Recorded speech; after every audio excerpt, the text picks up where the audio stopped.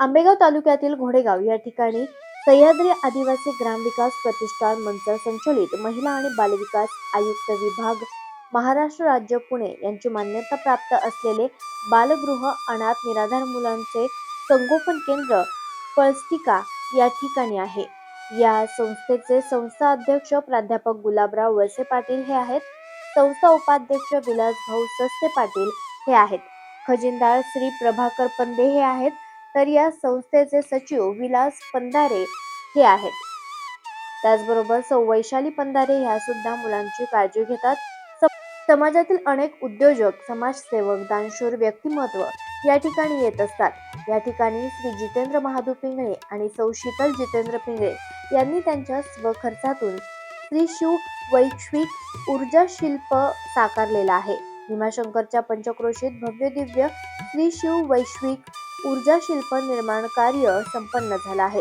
सत्यम शिवम सुंदरम या उक्तीनुसार सत्य हेच शिव आहेत आणि ते सुंदर आहेत। सकारात्मक सुदृढ पिढी निर्माण करण्याच्या पवित्र हेतून प्रेरित होऊन या शिल्प निर्मितीचे कार्य श्री जगदीश्वराच्या कृपेने साध्य झाले आहे। या पवित्र अशा शिल्पाचा लोकार्पण सोहळा श्रावण महिन्यामध्ये रविवार दिनांक 3/8/2025 रोजी संपन्न झालेला आहे। दिनांक 19 नोव्हेंबर रोजी सायंकाळी 8 वाजता कोल्हापूर येथील सौ रंजना दिलीप पवार यांचा वाढदिवस मोठ्या उत्साहात साजरा करण्यात आला। यावेळेस माननीय विलास पंधारे सर यांनी स्वागत भाषणात ज्या भावना व्यक्त केल्या आणि शाळेच्या समस्या मांडल्या किंवा संगोपन केंद्र चालवत असताना ज्या अडचणी येतात त्या भविष्यात आल्यास सहकार्य करण्याची विनंती केली। त्यांना ज्या अडचणी येतात त्या भविष्यात आल्यास त्यांनी सर्वतोपरी मदत करण्याचं आश्वासन घोडेगाव एकात्मिक विकास प्रकल्प अधिकारी प्रदीप देसाई यांनी दिलं। यावेळी सौ रंजना पवार यांच्यातर्फे व प्रकल्प अधिकारी देसाई यांच्या हस्ते उपस्थित विद्यार्थ्यांना खाऊ वाटप करण्यात आलं। तसेच शाळेचे रंगकामासाठी 15,000 रुपयांची देणगी रोख स्वरूपात शाळेला देण्यात आली। यावेळी संस्थेचे सचिव विलास पंधारे व सौ पंधारे यांनी सर्व उपस्थित पाहुण्यांना शाळेच्या वर्गखोल्या, किचन व्यवस्था आणि अभ्यास खोल्या, त्याचबरोबर इतर सर्व ज्या ज्या सुविधा मुलांना दिल्या जातात ते सर्व प्रत्यक्ष जाऊन दाखवले। यावेळेस आदिवासी विकास प्रकल्पाचे प्रकल्प अधिकारी प्रदीप देसाई आणि सहाय्यक प्रकल्प अधिकारी श्री पाटील तसेच त्यांचा कर्मचारी आणि अधिकारी स्टाफ उपस्थित होते। यावेळेस संगोपन केंद्राचे सचिव विलास पंधारे यांनी उपस्थित सर्वच अधिकारी आणि कर्मचाऱ्यांचा सत्कार संस्थेतर्फे केला आणि आभारही मानले। वाढदिवस साजरा करायचा सर काय बोलले या छोट्या मुलांना कितपत कळालं मला माहिती। तुम्ही जे बोलला एकदम डोळ्यात पाणी येणार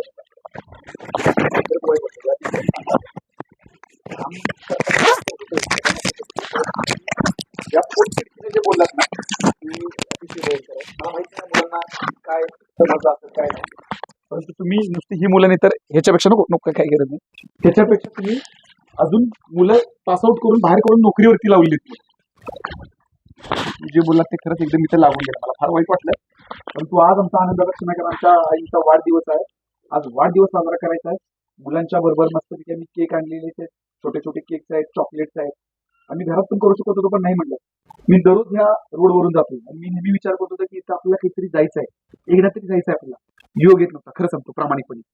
आपला मागच्या वेळेचा संदर्भ जो आहे तो पण मला बोललो होतो आपण, तरी पण झालं नव्हतं। कदाचित तो आज आईचा वाढदिवस आहे तो योग होता येण्याचा।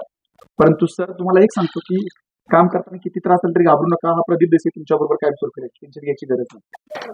आर्थिक दृष्ट्या असेल, सामाजिक दृष्ट्या असेल किंवा आणि कुठल्या प्रशासकीय दृष्ट्या असेल ती तुमच्या बरोबर सदैव राहील। या मुलांसाठी तुम्ही जे करताय त्याला तोड नाही। आम्ही आमच्या पदावरती अधिकार असताना आम्ही बसतोय आणि ते करत असतोय, काय मोठी गोष्ट नाही, त्याचा पगार घेत असतोय। तुम्ही हे काय करताय त्याचा तुम्ही पगार घेत नाही, ही सामाजिक जबाबदारी म्हणून करताय, ही फार मोठी गोष्ट आहे। तुम्ही जे सांगितलं की घरातलं बायकोचं स्त्रीधन सुद्धा तुम्ही गहाण ठेवलं, ही फार मोठी गोष्ट आहे।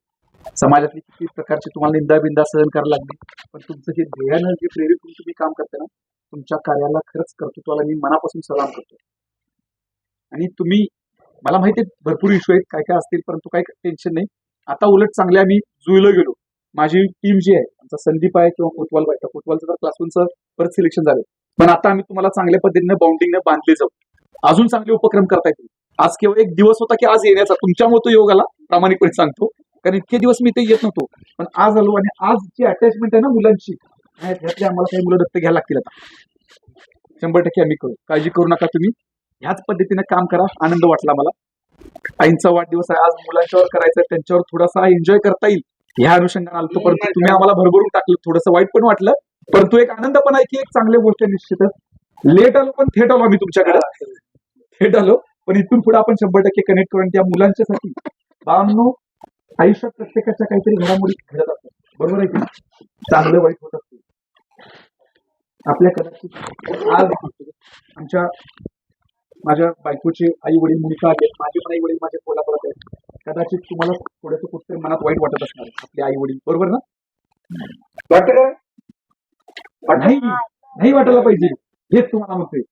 काही वाईट आणि काही चांगलं घडत असते. एखादी वाईट झालेली गोष्ट वेगळी आहे, पण इथं तुम्हाला ती खर्च वाटता कामा नये. कारण हे जर एवढे दोघं चांगल्या पद्धतीने तुम्हाला करतायत, एवढ्या सगळ्या मुलांच्यात पण त्याचं डोकं उघडवतं, त्यांनी विचारलं, ही जाणीव असते, ही जबाबदारी असते, हे प्रेम पण आहे. तर त्यामुळे तुम्ही कुठली खंत न करता तुम्हाला जे काही पाहिजे ते देण्यासाठी, आता माझ्या मते समाज कल्याण डिपार्टमेंट यासाठी तुम्हाला फंड करत असणार अशी मी अपेक्षा करतो. महिला बाल विकास कडून हे सोडून भलेही ट्रायबल डिपार्टमेंट कडनं काय फंड मिळणार नाही, परंतु प्रदीप देसाईकडनं CSR मधनं असेल किंवा माझा PSR असेल, पर्सनल सोशल रिस्पॉन्सिबिलिटी, त्यात आम्ही करायला बघू. काळजी करू नका. पण आपण चांगल्या पद्धतीने भविष्यात समाज घडवण्यासाठी आपल्या मुलांचा हा उपयोग आपण करू. फार छोटी छोटी ही मुलं तर बघितली तर एकदमच लहान मुलं आहेत. होय. आईचा वाढदिवस करून घेऊ आता माझ्यामध्ये आपण. औषध करून घ्या. औषध करताना बाळा तुम्ही जर बघितलं तर मला नाही बघ नका, रामराक्ष सूत्र म्हणून दे. हा कोणतं म्हणताय? तेज तुफान न्यूज करिता मुख्य संपादक आयुब शेख, घोडेगाव. आपण पाहत आहात तेज तुफान न्यूज, न्यायिक व निर्भीड बातम्यांचे सर्वांचे आवडते नेटवर्क.